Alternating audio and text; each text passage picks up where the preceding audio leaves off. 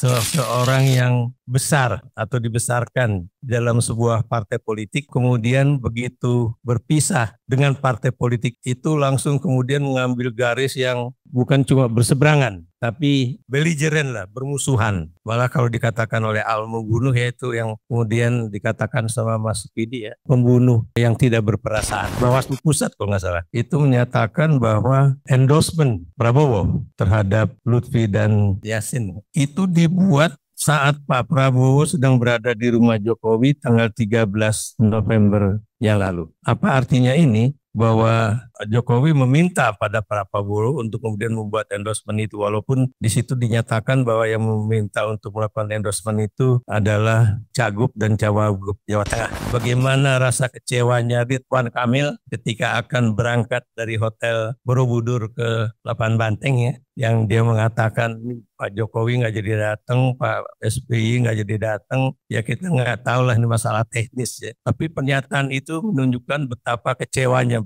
Dan karena itu saya melihat keterpengaruhan Jokowi dalam pemilu kada di Jakarta kayaknya kecil. Politik uang itu sangat membahana dan tidak main-main. Dan sekarang maaf kata saya sedih terus terang ya, karena uang tampaknya lebih banyak menentukan pilihan orang ketimbang hati nurani dan juga pilihan mengenai masa depan. Assalamualaikum warahmatullahi wabarakatuh. Selamat siang dan salam sejahtera buat kita semua. Sebenarnya kalau yang disebut cuma Jakarta dan Jawa Tengah aja, itu menurut saya terlalu sedikit. Kenapa demikian? Karena kita tahu bahwa dia juga menurut lagi-lagi bocor halus Tempo dan juga majalah Tempo yang baru keluar kemarin, itu memang cuma DKI dan Jawa Tengah. Tapi bagaimana dengan Bali juga? Kan dia juga sempat datang ke Bali. Bagaimana dengan Jawa Timur? Ya.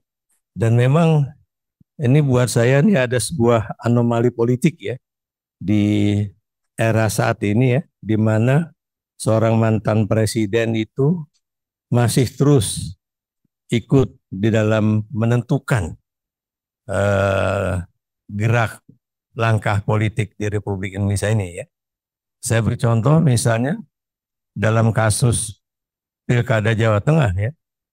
Kalau saya nggak salah baca dari kompas.com, itu kan Bawaslu Jawa Tengah menyatakan, Bawaslu Pusat kalau nggak salah, itu menyatakan bahwa endorsement Pak Prabowo terhadap Lutfi dan Yasin itu dibuat saat Pak Prabowo sedang berada di rumah Jokowi tanggal 13 November yang lalu. Ya, apa artinya ini? Itu berarti bahwa Jokowi meminta pada Pak Prabowo untuk kemudian membuat endorsement itu, walaupun di situ dinyatakan bahwa yang meminta untuk melakukan endorsement itu adalah Cagup dan Cawagup Jawa Tengah. Nah, kenapa demikian? Karena tampaknya ya Pak Jokowi ingin terus memiliki suatu pengaruh di dalam perpolitikan Jawa Tengah ke depan ya. Tapi saya mungkin secara umum dulu ya. Saya terus terang ya, sebagai orang yang belajar ilmu politik dari tahun 1978 sampai sekarang ya, itu nggak pernah saya melihat ya seorang yang besar atau dibesarkan dalam sebuah partai politik ya, itu kemudian begitu berpisah dengan partai politik itu langsung kemudian mengambil garis yang bukan cuma berseberangan, tapi apa namanya tuh belligerent lah, bermusuhan gitu. Malah kalau dikatakan oleh Al membunuh, yaitu yang kemudian dikatakan sama Mas Pidi ya, pembunuh yang tidak berperasaan. Gitu ya. Itu kenapa demikian? Karena saya beri contoh ya, Al ini sama Gusman ini kenalnya kan bukan setahun 2 tahun, ya berapa tahun? 20 tahun ada ya. Nah itu pernah di dalam satu institusi yang sama, tapi begitu mereka berpisah, coba Anda lihat apakah kemudian saling hantam antara Amnesty Internasional dengan dulu imparsial misalnya, enggak. saya kenal Usman itu juga sekitar 26 tahun di mana itu ya. Pernah juga berselisih paham gitu ya. Tapi tidak kemudian menyebabkan saya yang dulu mendukung Jokowi dengan yang kemudian dulu tidak mendukung Jokowi menjadi satu pertempuran yang tidak ada artinya lah. Malah kemudian saya minta maaf sama Usman ya karena dulu saya punya prasangka buruk lah ketika dia banyak mengeritik Jokowi misalnya kan. Sama juga dengan Refli Harun gitu kan. Saya bilang, Ref, maaf ya, gue kadang lu keras sama lu, tapi ternyata memang lu yang benar gitu. Nah ini dalam kasus sekarang, coba Anda bayangkan ya, Jokowi itu bukan cuma keluar dari PDIP, tapi kemudian berupaya, bukan cuma kemudian mendelegitimasi ketua umum partainya, tapi juga ingin menindas partainya agar tidak lagi menjadi misalnya memiliki kandang-kandang politik di berbagai daerah yang memang jadi daerah kekuatan mereka. Ya. Yang ingin saya katakan di sini ya, bukan kemudian Jokowi tidak memiliki rasa berterima kasih pada PDIP bukan itu. Tapi yang ingin saya katakan di sini sebagai student of social science atau student of political international studies ya, saya tuh merasa bahwa kalau kita udah bangun bareng-bareng gitu ya, itu akan pasti punya yang namanya bukan cuma sense of belonging ya, tapi itu apa yang disebut dengan internalize ya. Jadi sesuatu yang sudah mendarah daging ya. Saya beri contoh mendarah daging misalnya kalau misalnya apa yang diinginkan oleh partai udah menjadi darah daging saya, kemudian juga apa yang dengan teman-teman itu adalah bagian dari ada politik kekitaan atau we feeling gitu ya. Itu. Nah ini Jokowi enggak, malah dia ingin melibas semua daerah-daerah yang boleh dikatakan menjadi kekuatan atau basis dari PDIP. Saya beri contoh tadi kalau Anda katakan Jakarta nih sebenarnya PDIP enggak ini nomor 2 ya. Jawa Tengah itu tetap nomor 1 kemarin ya untuk legislatif ya. Nah Bali itu walaupun kemarin ancur-ancuran di dalam pemilu presiden, tapi dalam pemilu legislatif tetap nomor 1. Jadi ini yang saya katakan ya, bagaimana pertarungan antara Jokowi dengan bekas partainya, dan saya tidak mengatakan dia bekas partai loh. Ini juga Pak Darto, partainya juga salah ya. PDIP sampai sekarang tidak pernah memecat Jokowi sebagai anggota PDIP dan tidak pernah memaksa Jokowi dan anaknya itu ya untuk mengembalikan kartu tanda anggota. Ini yang buat saya ini juga nggak benar. Kenapa nggak benar? Karena buat saya karena apa namanya itu dulu kan Megawati cuma berjanji sampai akhir masa jabatan Jokowi kita pun dukung itu. Itulah janji politik Megawati. Sekarang kan udah lewat masanya. Malah kemudian masih banyak serangan-serangan Jokowi terhadap partai. Nah, kenapa kemudian tidak dipecat aja begitu?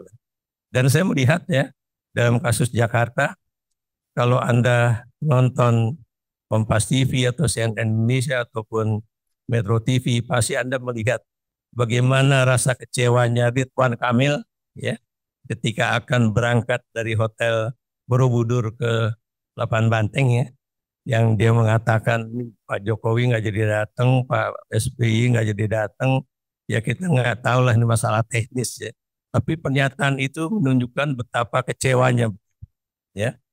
Dan karena itu saya melihat keterpengaruhan Jokowi dalam pemilu kada di Jakarta kayaknya kecil. Apalagi PKS kan juga melakukan satu political blunder ya. Kenapa ada pernyataan janda yang kaya nikahi anak-anak muda yang pengangguran lah gitu kan. Belum lagi kemudian tampaknya Ridwan Kamil juga tidak sedikit catatan-catatannya mengenai antara Persib dengan Persija lah gitu ya.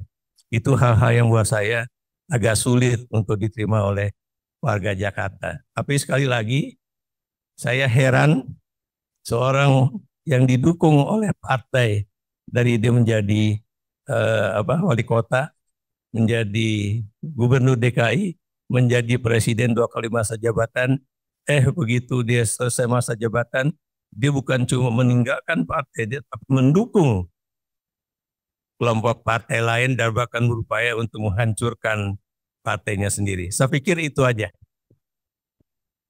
Eh, sama saya mau bertanya sih Mas, menurut bacaan Mas, mengapa sih Jokowi melakukan hal tersebut dan apakah ada potensi pelanggaran norma yang harus kita waspadai ke depannya? Yang jelas ya, dia ingin menunjukkan kepada warga Indonesia ya bahwa dia lebih lebih sebagai raja ya ketimbang Megawati yang cuma seorang ketua umum partai politik ya atau mantan presiden. Karena kan Bahlil kan juga menyuguhkan hati-hati loh dia Raja Jawa, lo jangan main-main dengan Raja Jawa. Itu satu. Kedua ya, Anda tahu dalam politik 2024 ini maaf ya, itu politik uang itu sangat dahsyat ya.